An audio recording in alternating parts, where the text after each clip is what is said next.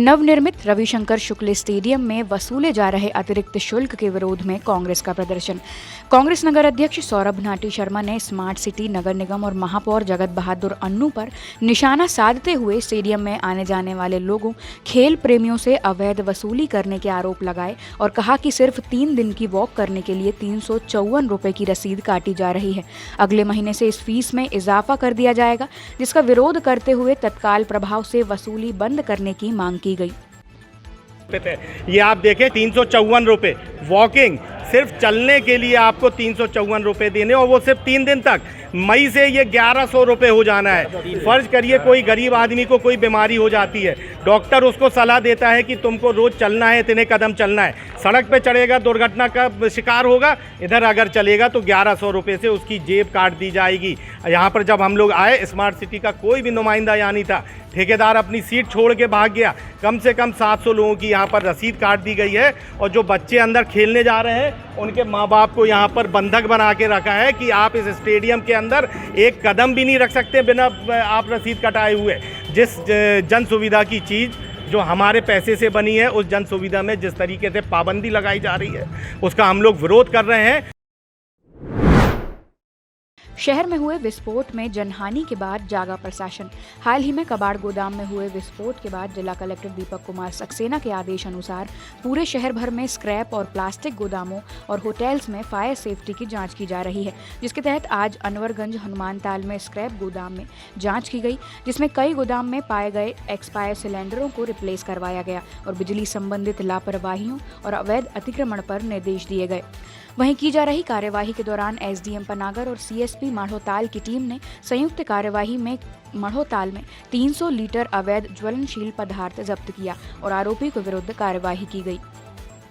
हमने 2 तरीके से कार्रवाई करना चालू की है। एक, मैंने सभी एसडीएम्स को, तहसीलदार को निर्देश दिए हैं कि जितने भी कबाड़ी वाले लोग हैं उनके ठिकानों पर जाएँ और देखें कि वो किस तरह का स्क्रैप का काम कर रहे हैं। दूसरा, मैंने जो ऑर्डिनेंस फैक्ट्री वाले हैं, ऑर्डिनेंस फैक्ट्री को, सीजीएम साहब को भी ये रिक्वेस्ट किया है कि वो हमें पिछले 5 साल में जिन जिन लोगों को उन्होंने कॉन्ट्रैक्ट दिया है एमिनेशंस को स्क्रैप करने का, उनकी लिस्ट हमको दें, कौन लोग हैं वो, कहाँ पे स्क्रैपिंग का काम कर रहे हैं।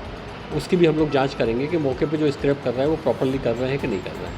पूरे शहर में जो स्क्रैप गोदाम, प्लास्टिक गोदामों की जाँच की कार्रवाई चल रही है, उसी कड़ी के अंतर्गत माननीय कलेक्टर महोदय के निर्देशन में एसडीएम मैडम आधारताल के आदेश से आज अनवरगंज हनुमानताल स्थित स्क्रैप गोदाम की जांच की गई। एक गोदाम मोहम्मद एहफाज का जो स्क्रैप गोदाम पाया गया, उसमें ऑक्सीजन जो अपने कार्बन डाइऑक्साइड सिलेंडर थे, कुछ पुरानी तारीख के पाए गए, जिनको तत्काल हटवा के रिप्लेस किया गया है। सिक्योरिटी मेजर्स में बिजली के कनेक्शन में कुछ तार लटके पाए गए थे, जिनको दुरुस्त करने हेतु निर्देशित किया गया। इसके अलावा पानी की व्यवस्था जो उन्होंने बताई थी, तो तत्काल मोटर चला के देखा गया कि पर्याप्त पानी उनके पास है। इसके अलावा उन्हें समय समय पे इन्हीं व्यवस्थाओं को दुरुस्त करने हेतु निर्देशित किया गया है। और अनवरगंज में ये बाहर जो जगह खाली पड़ी है, ये शासकीय ज़मीन है, इस पर जो इनने सामान रखा हुआ है, इनको तत्काल हटवाने के निर्देश दिए गए। अगर नहीं हटाए जाएंगे तो इनके विरुद्ध नियम से FIR की जाएगी।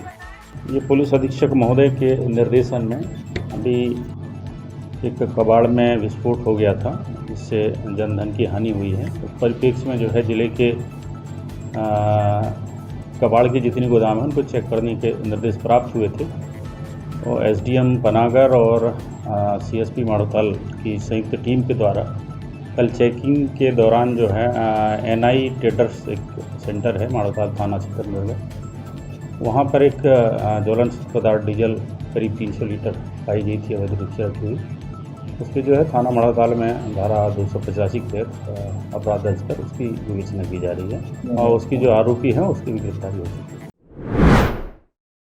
पटवारी पति ने कर दी अपनी ही पत्नी की हत्या। कुंडम थाना क्षेत्र अंतर्गत चौरई कला गांव का रहने वाला पटवारी के पद पर पदस्थ रंजीत मार्को ने पारिवारिक विवाद के चलते अपनी पत्नी का गला दबाकर हत्या कर उसे बोरी में भरकर बांध में फेंक दिया। फिर परिजनों और पुलिस को गुमराह करने के लिए खुद ही थाने जाकर उसकी गुमशुदगी की रिपोर्ट दर्ज करवाई। पुलिस ने आरोपी को गिरफ्तार कर लिया है। घटना कुंडम थाने से संबंधित है। रंजीत मार्को नामक व्यक्ति चौरई में रहता था, जो पटवारी था, और ये वर्तमान में शेखपुरा जिला डिंडोरी में पोस्टेड था। चौरई कला में ये अपने परिवार के साथ में रहता था। 22 तारीख की रात में इसने अपनी पत्नी को पारिवारिक विवाद के चलते उसका गला घोंट कर हत्या कर दी थी और फिर उसको बोरी में बांध करके लगभग 20-25 किलोमीटर दूर वहाँ से चौरई कला से एक डैम है उसके किनारे उसने झाड़ियों में छुपा करके रख दिया था। और उसका कहना ये था कि उस दिन जब वो डालने गया था उसको डैम में तो कुछ लोगों की आहट आ रही थी। रात के करीबन 4 बजे का समय हो गया था, इस वजह से वो झाड़ियों में छुपा करके आ गया था। फिर उसने पुलिस को और मृतका के परिजनों और अपने परिजनों को मिसगाइड करने के लिए गुमइंसान की रिपोर्ट 23 तारीख को आकर के थाना कुंडम में दर्ज करवाया था और फिर वो अपने जॉब में चला गया था।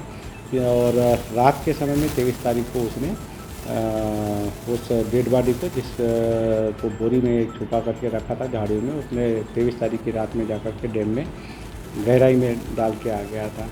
जब पुलिस उसमें जांच में उसको कथन के लिए बुलाया था तो इसके कई सारी बातों को लेकर के पुलिस को डाउट हुआ और उससे अच्छे से पूछताछ करने पर ये पता चला कि उसी व्यक्ति ने अपनी पत्नी को मारा है और बोरे में बांध कर करके उसको डैम में डाला है। पूरा ये घटना जब अपने को पता चला तो उसके आधार पे हमने डैम से मृतका की डेड बॉडी रिपोर्ट किया है और उसमें हमने वैधानिक कार्रवाई करते हुए धारा 302 के अंतर्गत अपराध पंजीबद्ध करके आरोपी रंजित मार्को को हमने न्यायिक हिरासत में भेजा है।